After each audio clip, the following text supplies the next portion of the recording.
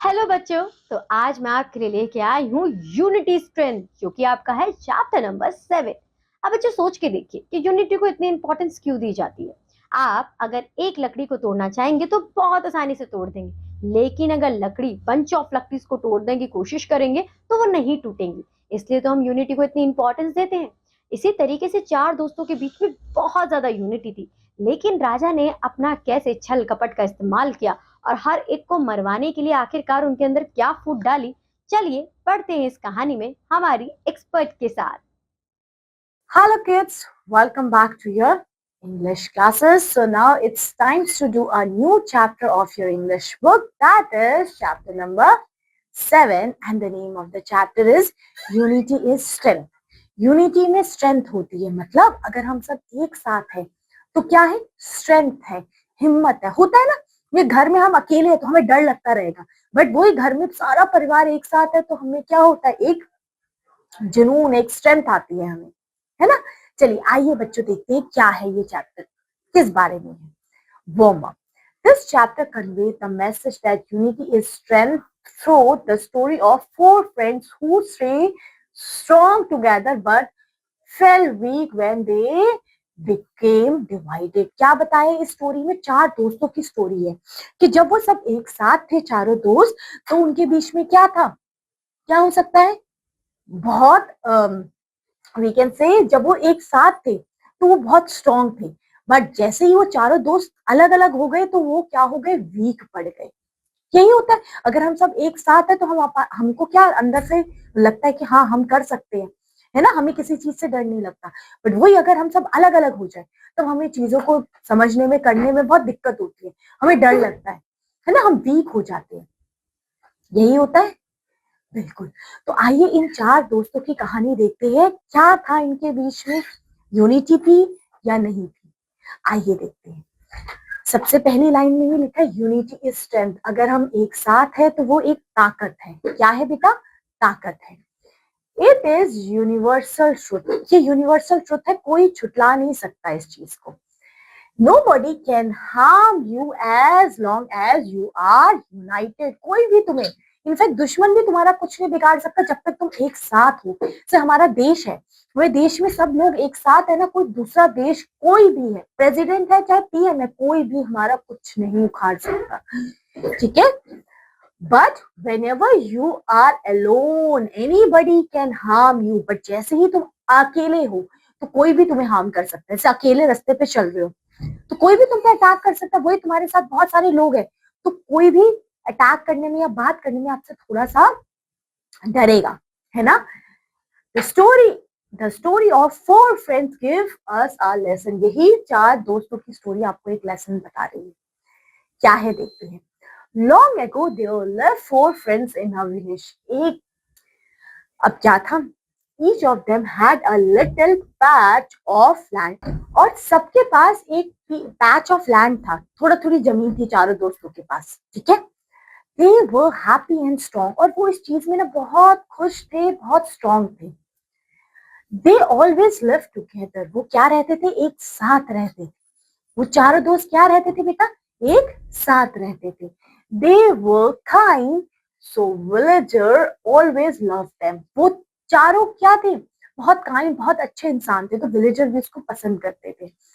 few followers of zamindars were jealous of four friends but they could not gather courage to attack them। कुछ जमींदार के लोग उन चारों दोस्तों से दुश्मनी भी करते थे, बट उनको डर लगता था कि उन पे कैसे अटैक करें, क्योंकि वो चारों एक साथ और काफी अच्छे दोस्त थे वो।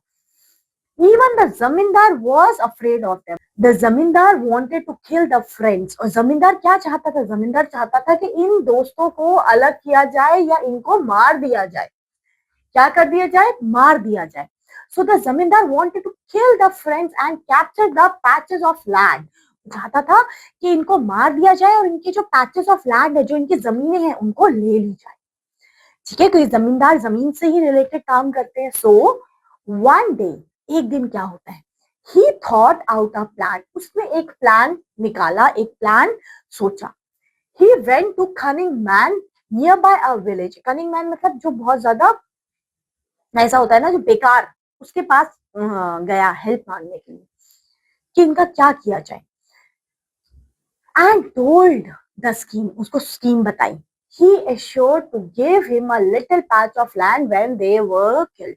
और उसने assure किया उस man से कि तुम ये प्लान के मुताबिक ये सारी चीजें करना और तुम्हें बदले में थोड़ा बहुत जमीन मिल जाएगी. ठीक है. The man got ready to help जमींदार. वो मैन उस जमींदार की हेल्प करने के लिए मान भी गया.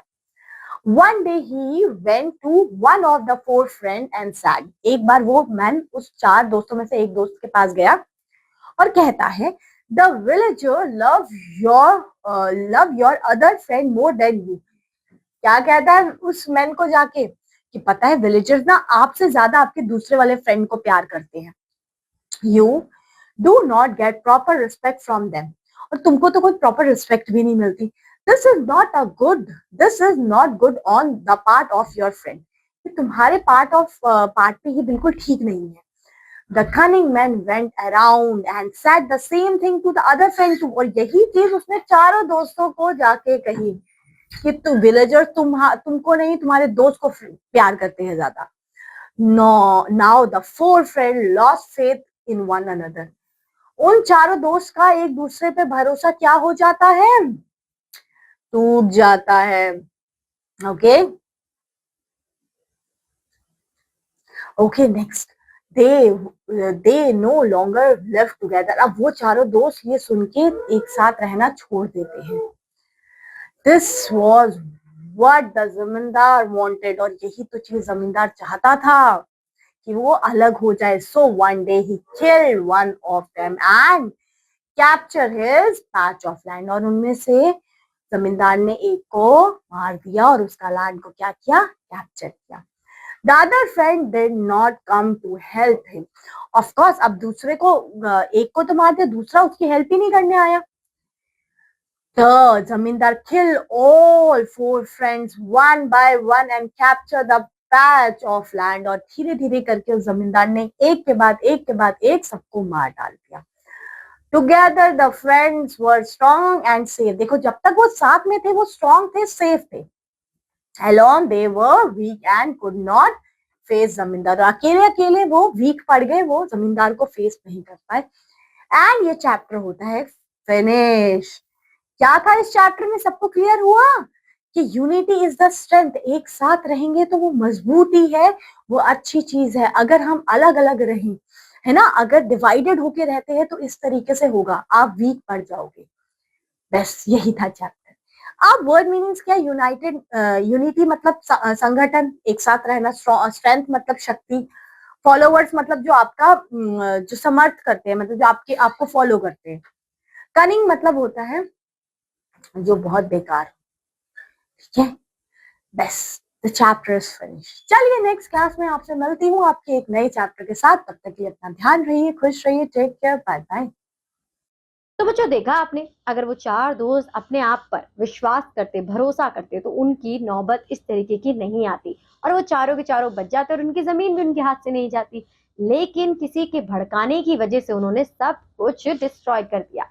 इससे आपको ये शिक्षा मिलती है बच्चों कि अगर आप अपने दोस्तों पर भरोसा करते हैं तो आपको यूनिटी, उन पर ट्रस्ट करना पड़ेगा और किसी दूसरे की बातों के बहकावे में आकर अपना रिश्ता नहीं तोड़ना है. तो बच्चों आज के लिए बस इतना ही. अब मैं आपसे मिलूंगी आपके अगली क्लास में. तब तक के लिए बाय बाय बच्चों.